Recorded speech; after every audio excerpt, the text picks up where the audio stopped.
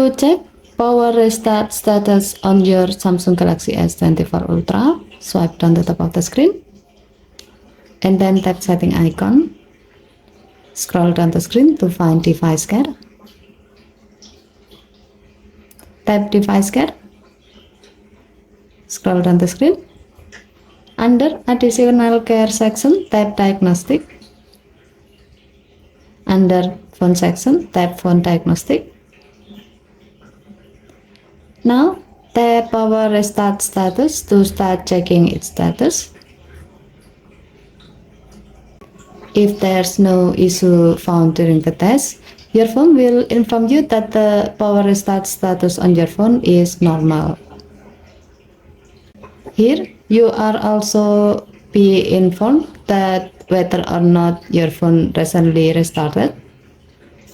However, if your phone restarted without your intent, you can check its restart history for more information, so you can know what caused your phone to be restarted and what action you should do to fix it.